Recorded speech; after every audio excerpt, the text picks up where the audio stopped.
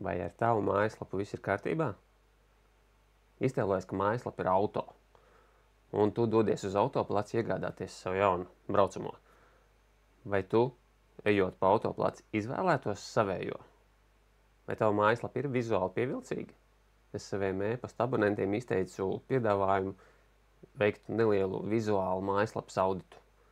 Un šodien apskatīsimies Kristīnas mājaslapu un palīdzēsim viņai tapt vizuāli pievilcīgākai. Ok, šeit redzi screenshot no mājaslapas, un es uz viņu mazliet pazīmēšu, lai varētu saprast, ko mēs te daram. Tā ir mājaslapas sākuma lapa. Kas ir jādara mājaslapai? Mājaslapai būtu atverot uzreiz jāparāda, ko tu pārdod, kam tas ir domāts un kur tad es varu nopirkt. Šeit redzi, var izvēlēties valsti, tur eiro, dolāri vai kas cits valoda un pielāgoties. Un tas pats, šī te informācija, kas ir šeit, viņa atkārtojās arī šeit. Un viņa tā kā dublējās. Kas vēl šeit dublējās no sākuma jau ir šī search ikoniņa, un search ir arī šeit, menu. Menu būtu forši saglabāt pēc iespējas maz elementus, cik vien iespējams, un lai viņi ir pārskatām un ērta. Un šis te logo, man personīgi liekas, ka šis te logo diezko neiedaras šeit. Forši būtu varbūt mazliet savādāk logo vai tikai šo te mājaslapas nosaukumu novietot šajā vietā. Cik grūti rakstīt ar peli. Ok, pieņemsim, kad saproti. Tur rakstīs logo. Okay. Tur mēs noliksim logo. Parasti logo arī ir kā saite uz sākumu lapu, līdz ar to no šī mēs varam atbrīvoties. No šī mēs arī varam atbrīvoties un search ikoniņu nolikt šeit.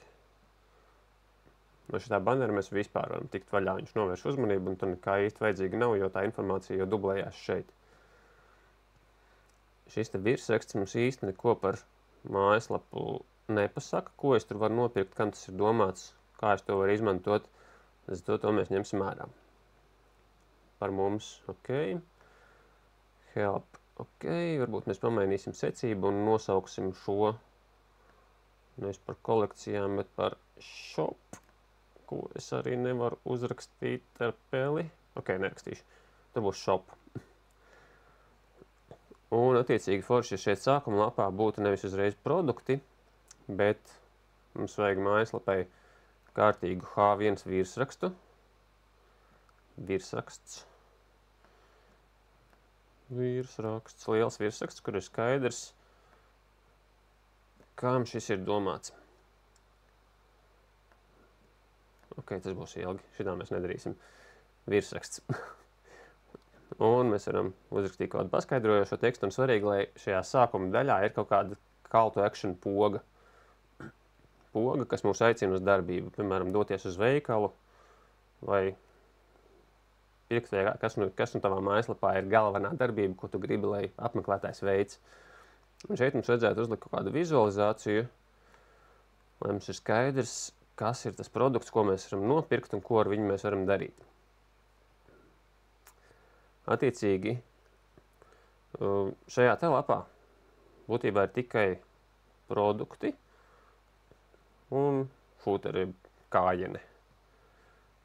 Un nav īsti nekāda tā kā paskaidrojuma, ko es tur varu dabūt, kāds man no tā labums, ko es iegūstu šajā mājaslapā. Tāpēc šeit mēs vēl varētu ielikt kaut kādus ieguvumus. Īstenībā šitā nevajag darīt, ok? Ir taču teksta elements arī. Var uzlikt teksta elementu. Šeit mēs varētu salikt ieguvumus. Ko tad mēs iegūstam, iegādājoties šos failus, kam viņi mums ir noderīgi. Un tad kaut kur vairāk uz apakšu, tad mēs gan varētu atstāt arī kaut kur kādus no biežāk pirktajiem failiem, populārākajiem failiem, atstāt kā piemērus. kas aizved tieši uz veikalu. Un galvenais, kas aizved uz veikalu, būtu mums šī call to action poga. Un te arī būtu menu saite uz veikalu. Ok. Salipināsim jaunu versiju šeit mājaslapē. Nu, lūk. Te mums ir jauna hero sekcija. Tā daļa, kas atver datorā, un uzreiz ir šī te daļa mums priekšā. Un tev ir skaidrs, ko tu šeit vari dabūt. Clipart faili visām tavām vajadzībām. Paskaidrojošs teksts, lai tu saprastu vairāk, kam tas ir domāts, ko tu tur vari dabūt. Un poga, lai dotos uz veikalu. Kāpēc izvēlējos šo krāsu? Šeit jau bija Kristīna izmantojusi savā mājaslapā šo te violeto krāsu. Tā kā mums viņa te kaut kur tāpat saglabājās kā tāda dominējoša krāsa, tad šī te krāsa ir violetās krāsas pretkrāsa, kas kontrastē ar viņu un ļoti krīt acīs tenī brīdī, kad tu skaties uz mājaslapu, tad tā ir poga, kas tev krīt uzreiz acīs un tev gribas viņu piespiest. Un te mums ir viens variants, kā tu vari šos te failus lejuplādējumos izmantot. Piemēram, uzdrukāt uz kaut kā. Kur searchu mēs pielikām šeit, aizvācām banneri augšā, atstājām menu tādus svarīgākos elementus. Tas nav logo, bet šeit varētu būt logo, vai arī vienkārši mājaslapas nosaukums. Un tālāk svarīgi ir nosaukt, ko tu īsti iegūsti šajā, iegādājoties šos failus. Kāpēc izvēlēties? Būtu forši, protams, arī ar lielo burtu sākt teikumu, vai ne? Kāpēc izvēlēties šos te Clipart failus? Augsta kvalitāte, komerciāla licenze, daudzveidīgs pielietojums. Šeit varam vairāk aprakstīt šos te iegūmus. Un kaut kāda funkcionalitāte vēl, kaut kas man te dublējās.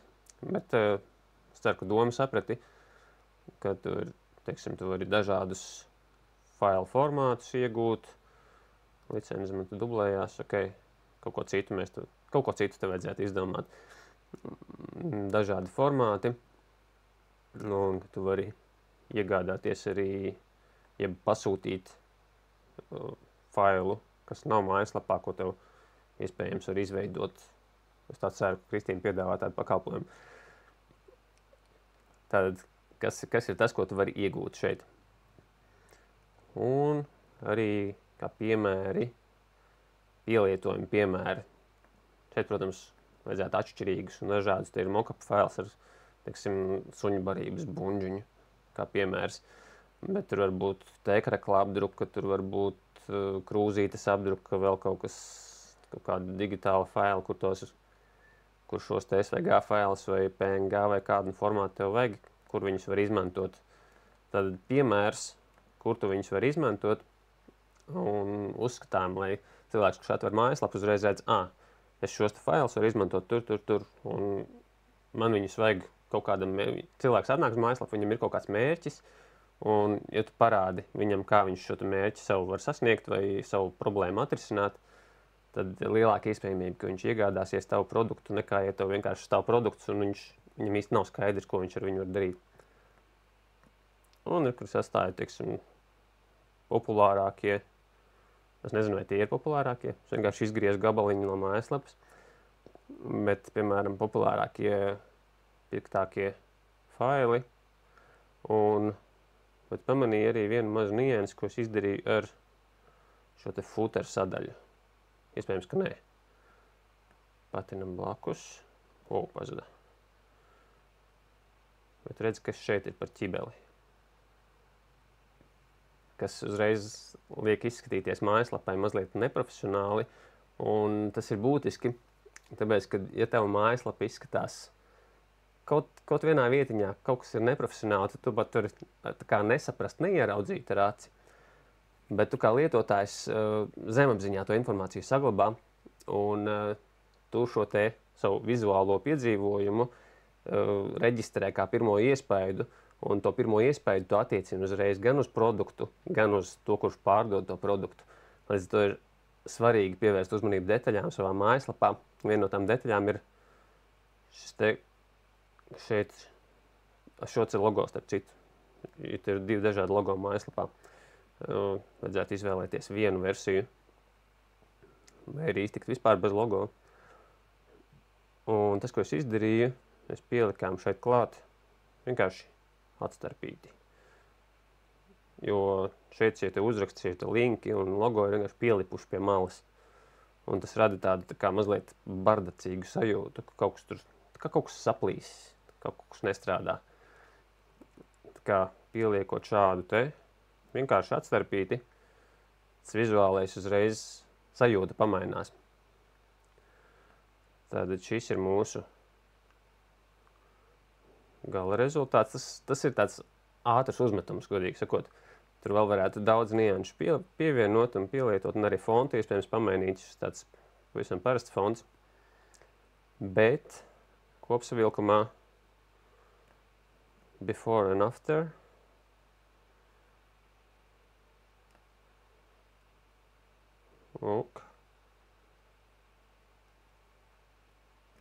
kā tev šķiet? Vai šī mājaslapa varētu Kristīnai nopelnīt kādu eiro vairāk?